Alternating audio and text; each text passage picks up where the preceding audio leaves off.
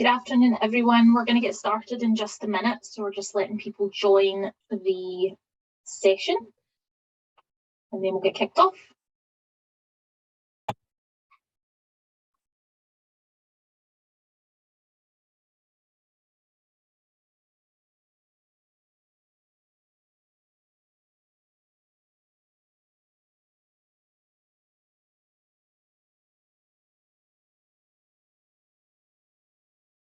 For those of you just joining, we're just giving it an extra minute, and then we're going to get kicked off.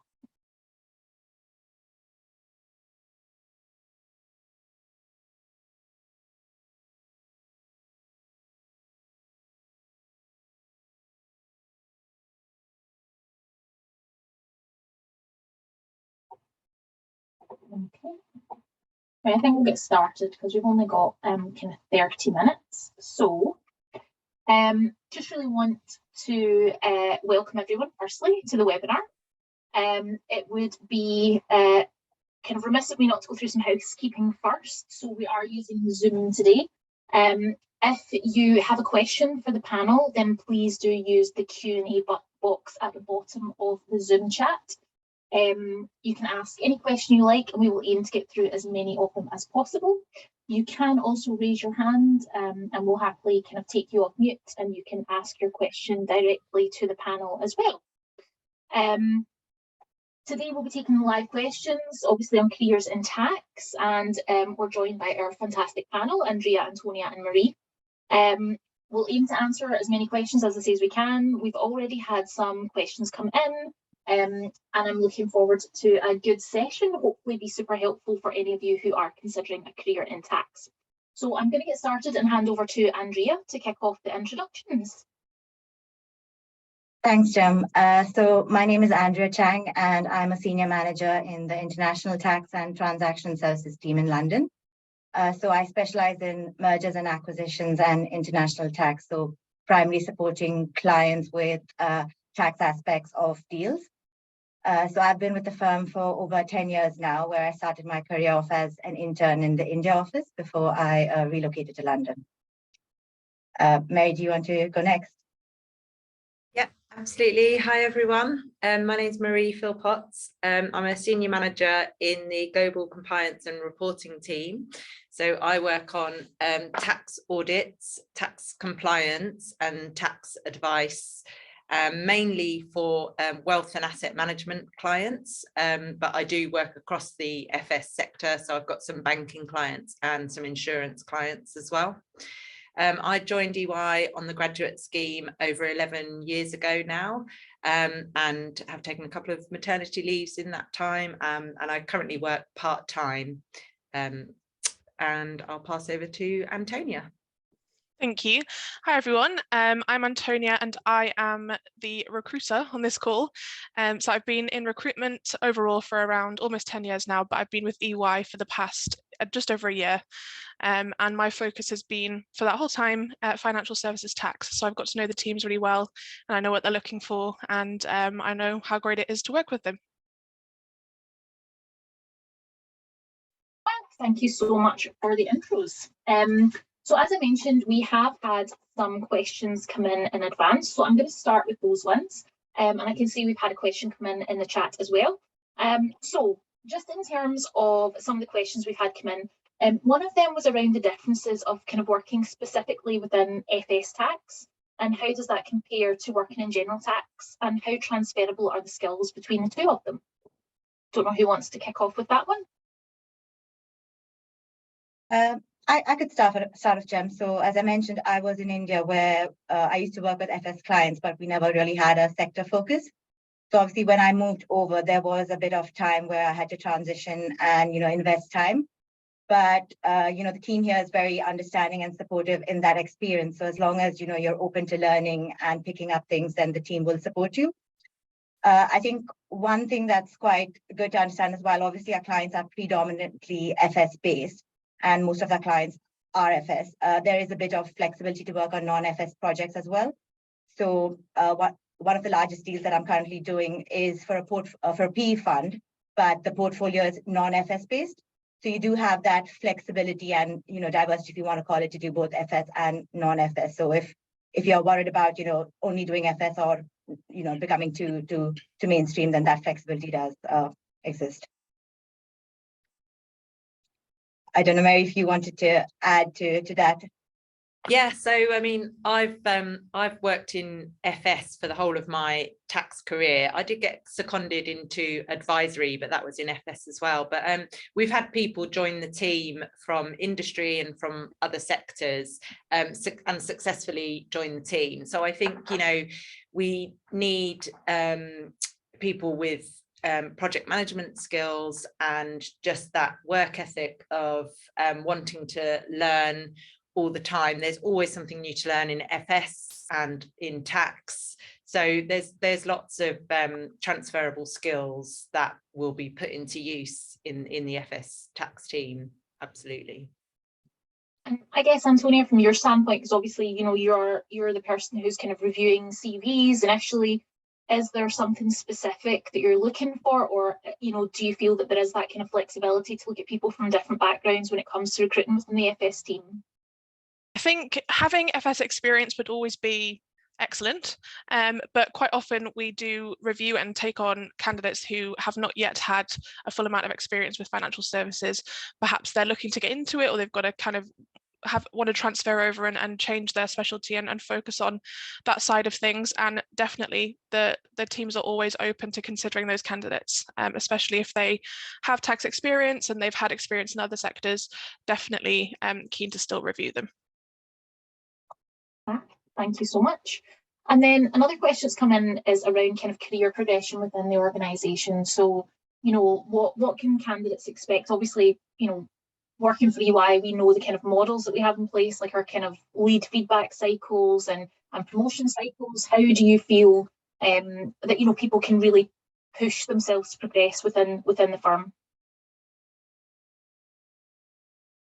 And I can start on that one. So there's a really good structure in place for progressing through the firm and for getting feedback. So I think I went on my first maternity leave when I was still quite junior, and I met all of the kind of requirements in the year that had just gone. So then, even though I was on maternity leave, I was promoted up to a senior tax advisor. So that the process is there, it's in place, and it's quite clear, and the team are all very supportive, and you're in charge of your own career when you work here. So when you're then going up to manager and senior manager, so for me, a lot of that was just making sure I'm communicating with my team that this is what I would like to aim for, this is what my expectations are, and then speaking to people amongst the team to make sure that it fits in with what the team needs as well. And you it's quite can be a clear path is there. Thanks, Maria. Yeah. What about you, Andrea? Yeah, no, I just wanted to add to what Mary was saying. So I think ultimately in EY, you drive your own career. There are obviously, the yearly normal progression cycles that they have, but the firm is sort of open to things like, mid-year promotion cycles, sometimes even agile promotions, if they feel that, there is a candidate within the firm that's ready to be progressed. And instead of going and hiring externally, they would look to promote internally. So ultimately, it's you having those conversations with the people you work with and kind of being open about what your career aspirations are. I think one other thing that's really helpful within EY is we have a mentorship program where you're sort of assigned a counselor, which is someone, maybe 2 grades above you, to kind of guide you through your career progression. And when I moved over, I found that, very helpful to explain to me, what the process is, what the procedures are like, and kind of walk me through that. So I think that's definitely something within EY that can, if you're interested to utilize and benefit from.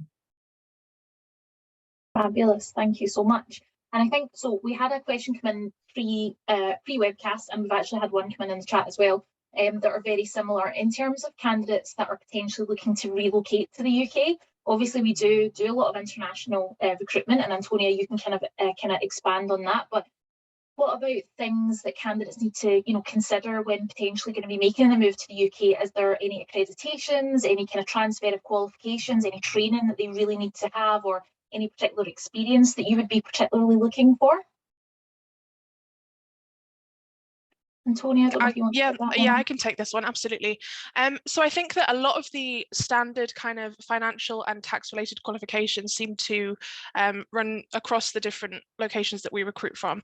So there are a couple of teams in FS that do specifically require the UK tax experience, but it's been kind of, especially over the past year, we have considered candidates who don't have UK tax experience but do have transferable tax skills, tax experience, and have also gained those qualifications. So ACA, CTA, ACCA qualifications, and the sort of equivalent, if they can be transferred into the UK qualifications, as some of them, a lot of them can be, and your sort of chartered accountancy can always be, if you're a chartered accountant in the country that you're currently living in and you want to move to the UK, we consider that as a standard chartered tax accountancy as well. So lots of things are transferable, and it can always work as long as you do have that tax background and you've got some of the skills that we're looking to move over with. Sorry, go ahead, Jem. No, you go. Yeah, no, I just want to add, because I mean, I'm one of those candidates that I'm India qualified and then I moved over to the UK. So it, like Antonia mentioned, it depends on which team you're sort of looking to move into and what their requirements are. But largely speaking, you know, if there's a role, for example, like an international tax role, which is currently the team I'm working with, there are transferable skills. But I think at the same time, you know, one thing that people need to keep in mind is that there is a lot of learning that you need to do, and you need to be ready to invest that.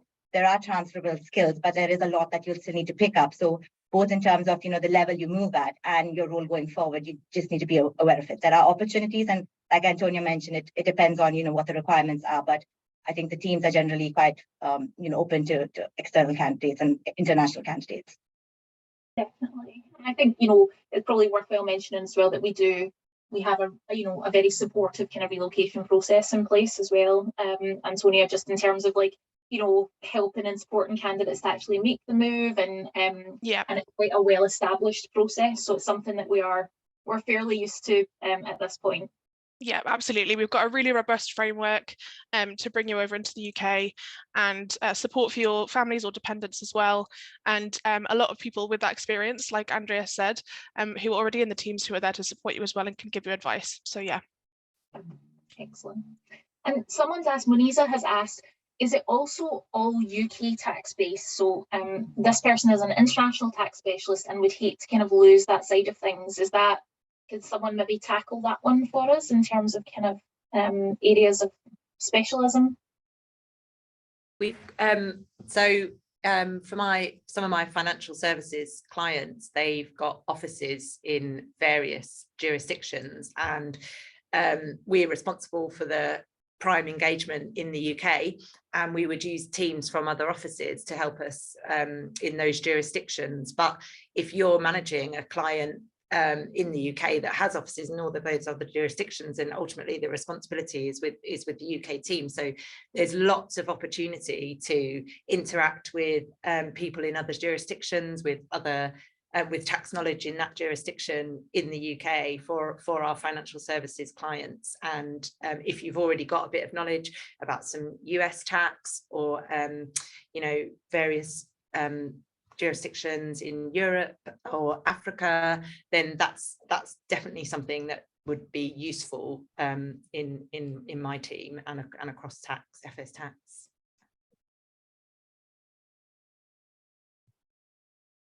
Anything I guess just there, Andrea? Oh yeah, I thought you were going to say something. No, that's fine. I was waiting to see if anyone else wanted to pick up something, but I mean, I'm in the deals team, and a lot of our clients are, you know, multinational companies, so they'll have operations, like Mary said, across the globe. And what we as the London team is, we lead the deals, but we will need to interact with, you know, teams from different countries. So right now, the project I mentioned it involves 50 countries, so that means we have to interact with teams from 50 different international jurisdictions. So I definitely say that while it's UK based, you have a lot of international exposure. So I definitely think, you know, if you have experience in that, that's definitely an asset to the team as well. Great, excellent. And I can see there's loads of questions coming in. A lot of them, there are kind of similarities amongst them, but in terms of one that's just come in from Christelle, you know, we mentioned qualifications. Is it important to be fully qualified, or are you open to applicants in the middle of qualifying? So I'll take this one. From my experience, obviously fully qualified is great. There are roles that we could slot you into if you're experienced in that. But if you are part qualified, or you're looking to pursue a qualification, a relevant qualification, and you've already got tax experience in a role, there are definitely ways into the business and ways that we can fit you into the teams. There are different support systems available. So you may be able to, if you are kind of eligible, you may be able to then continue your qualification with us and qualify in role to then progress. And again, if you are wanting to come into the business and then study a qualification, if you've already got the experience and tick a few of the boxes, you can do that as well, and support would potentially be available for you if you're eligible, and if the team feels that it would be, you know, useful for you to have that qualification, there would be that support there too. So definitely we do consider part qualified candidates for many of our teams. And Andrea or Marie, do you have kind of team members who are kind of midway through qualifications and kind of working on that as they go? Yeah, exactly. We've had people join us from other firms when they're midway through their qualifications, and yeah, they just come in and carry on with those qualifications when they're here. I think we've got the option to do a CTA qualification as well as part of our graduate recruitment, and even I think for experienced hires. So there's lots of people studying at all times. I don't know how people do it. I've got no idea how people can still continue to study and work and have a life. I'm glad I'm qualified now. yeah, absolutely. Okay, another question's come in just in terms of specifically what you're kind of doing within FS. So they're talking about kind of crypto or kind of sharing pooling calculations. This is obviously total jargon to me. I don't have the knowledge behind it. So I don't know if anyone wants to maybe take that question in terms of specifically what you're kind of working on.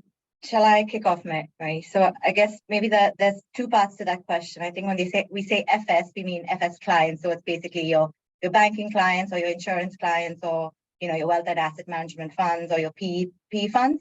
And I guess what work we do kind of depends on which team you are. So for example, if you're in the compliance team, you'll help them with their tax filing, their returns. Or if you're in the advisory team, you'll help them. Let's say they want to open a branch in Switzerland. So, what are the tax implications on that? And for example, I'm in the M&A team, so they're looking to acquire a business in Zambia. I don't know why I went there, but how does that entire process work? So I guess that's probably the way to look at it, if that makes sense. And I don't know, Mary, if you want to add to that? Yeah, so I'm in the tax compliance team. So what I mainly do for my wealth and asset management clients is audits of their financial statements. So that's a lot of tax accounting that I need to be thinking about for that, and deferred tax, current tax, and how we treat certain items for tax purposes, for accounting purposes.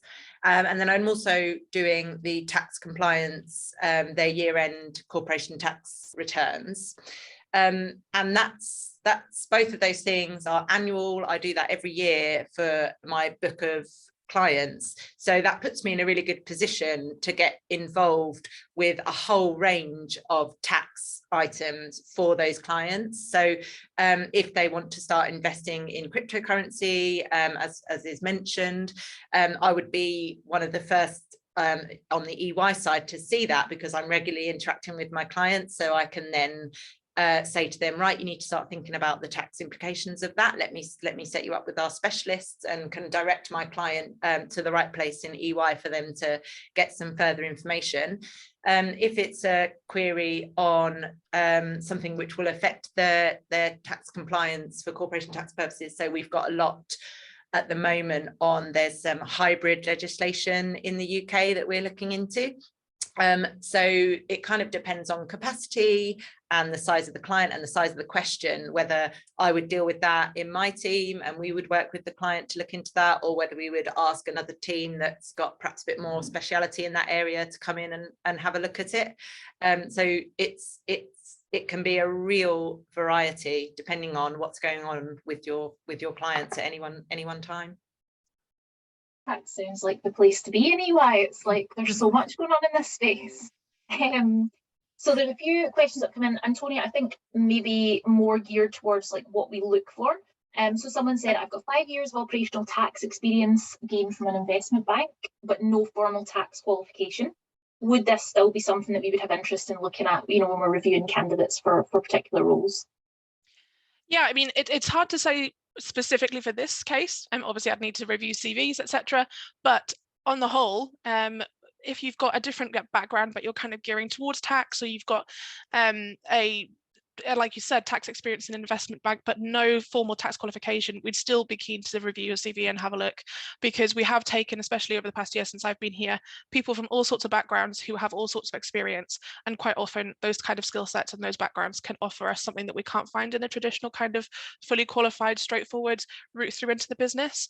And it's usually quite a useful thing for us to look at and consider. So absolutely, I would definitely encourage you to apply, as it could well be very useful for us. And it kind of ties in, someone else has asked, you know, they've got 30 years experience in international tax. No, you're definitely not too old for recruitment with EY, that's not a thing, but what about the levels that we kind of recruit for, and kind of where are we, you know, kind of hiring for at the moment in terms of levels within the firm? I think speculatively, we're open all the time to all levels, to be reviewing applications and CVs from all levels, just to make sure that we understand who's in our pipeline and who we've got, who we could bring in at any point in the year, at some point. But I think that with 30 years of experience, I mean, what a fantastic background, and really we couldn't say anything but that's super valuable potentially to us. We're recruiting for levels mainly at the moment kind of senior associates, so that's kind of part qualified, fully qualified people who aren't necessarily entry level, aren't necessarily graduate, but are coming in, have 3-ish years of tax experience and are pursuing a qualification or have just qualified. We're also always looking for candidates for your manager, which is the next level up, and then senior manager and director. Again, we're always really keen to see candidates who have those backgrounds and can provide us with more senior kind of leadership levels in those teams as well. As I said, at any point in the year, we're always keen to see applications and CVs for those skill sets. Thank you so much. And a question just come in around, do you have a specific VAT team? Would be helpful to understand the kind of structure of VAT and transaction taxes team. Again, slightly beyond me because it's not my area of expertise, but is that something that we do have specifically within EY? Go ahead, yes, Andrea. Yeah, no, I was waiting to see someone who's going to pick it up. But yeah, we have a specific VAT team within EY that specializes in, you know, indirect taxes, and obviously that's a primarily UK based rather than international tax based. And I think it's the transaction tax team is a bit separate within, you know, from the VAT team, but obviously as part of deals we need VAT input, so we reach out to the VAT colleagues to get those answers as well. So hopefully that answers your question. Oh, I'm sure it will. I'm sure it will. And I guess like one of the big things, you know, we talk about kind of post-pandemic, you know, hiring and kind of the work-life balance that comes along with it. I mean, Marie, you've obviously spoken about the fact that, you know, you work part-time, you've had a couple of maternity leaves and you've come back to the firm. How do you feel in terms of that kind of flexibility of work-life balance that is kind of offered? Because at the moment, that's a huge motivator for people when they're thinking about making a move. Yeah. I mean, it's you working here. You're in charge of your career, so it's really a lot of trust is placed in you, and you get kind of carte blanche to manage your work portfolio. Obviously, you've got to get feedback and you've got to be showing that you're hitting targets and so on, but it's up to you to kind of manage your career and manage your progression. And so when I need to go off on maternity leave, it's up to me to make sure that I can hand over all of my clients, but the team are all there to support you. They're on hand to help out with what's ever needed. So it was lovely to be able to go off on maternity leave, have that complete break from work. I had to go off really last minute as well, because of complications with my pregnancy. It all worked out fine. and then come back into the business, and you work with the team to build up your client base again and get yourself embedded in the team. And it's just there's a lot of flexibility. So you want to be seen, you want to be in the office, and you want to get to know people. But if I need to be at home for my children or for some other reason, then the trust is there for you to do that. So yeah, it's very supportive, and it's very collaborative, but then equally you've got to be the one that's in charge and is speaking to other people and pulling them in to get their support, and then that support will always be there. Definitely. Andrea, do you have anything to kind of add to that at all? Yeah, I mean, I'm in the deals team, so sometimes, you know, the timelines can be absolutely brutal, but the kind of principle we as a team work is, you know, you need to be responsible and, you know, kind of transparent about, you know, what your personal commitments are. So I know people who, you know, there'll be deals which, you know, are running pretty hard, and, you know, they'll go out for workout in the afternoon. Like, I'm part of a choir. It's non-negotiable for me to you know, take time off at a particular time in the day. But as long as Mary said, you know, you're kind of communicating with the team you work with, whether you have, you know, childcare responsibilities or other personal commitments, everybody works as a team together to make sure you can do what you need personally, but also, you know, the client is happy and expectations are managed. So I think it's a very collaborative environment, and as long as, you know, you're completely open about what you need to do to be able to get both your personal and professional life, you know, progressing in the right direction, everybody's happy to support that. Yeah, and I was just going to quickly add actually as well, the point that Andrea mentioned earlier about having counsellors. So everyone has got someone that is assigned to them that is thinking about their pastoral care and their career and their progression. So you have got someone that's specifically aligned to you to help you think about your career, how you get to where you want to do, what you might need to do to get that. So you've always got someone to bounce ideas off of, and they'll be more senior than you. So they'll be able to give you advice and coaching and mentoring on your career, and, you know, not thinking about your clients or your work or anything like that. It's just about your career and your progression. So everyone at EY has that, and that's really helpful as well, because that helps for everyone to understand what you need, and you know how to go about getting what it is that you would like. Definitely. That was one of the big draws for me joining EY. It was like one of the deciding factors was the kind of counselling and mentorship and that kind of support that you were given to really kind of push your career and drive it forward. So I'm kind of conscious of time. I guess we've had loads of questions, and what I would say is I will go out to the team and ask any questions that we don't get through today. We'll ask for answers, and we will send out a document afterwards, just so that you've got kind of written record of the things that the team have kind of clarified. I guess to kind of finish up, I know we're going to put a link into the kind of chat function, and that's an opportunity to join our talent community. And if you join that, then the recruitment team will be able to contact you about specific opportunities that we have ongoing at the moment.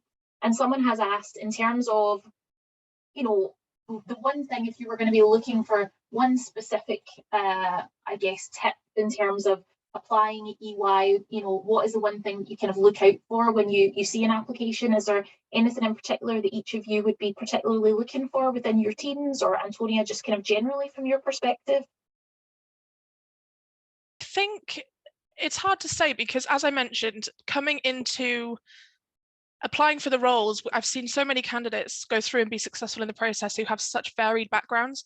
There isn't a kind of strict framework that we're necessarily looking for people to have, and the type of skills that people have.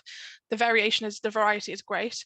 But I think a tip from me, really, if you're in the process already, if you do come through and you're in the interview process, this is the tip that I would kind of advise people, is brush up on your technical knowledge, your tax technical knowledge, no matter what the role is that you're applying for.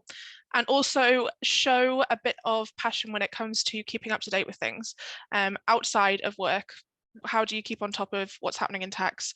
What are the things that you subscribe to make sure that you know what's happening, and what are the kind of things you get involved with outside of work that kind of keep you up to date with that as well? That always shows real willing to the interviewers, and makes people understand that you're really passionate about moving across and making it work.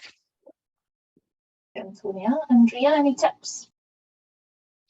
I think what Antonia said was quite good. Irrespective of the role, even though maybe don't necessarily have the experience, it's good to show that you've taken the effort to brush up and familiarize yourself with the topic and the role you're kind of interviewing for, because it just shows you're quite keen for that role and ready to invest.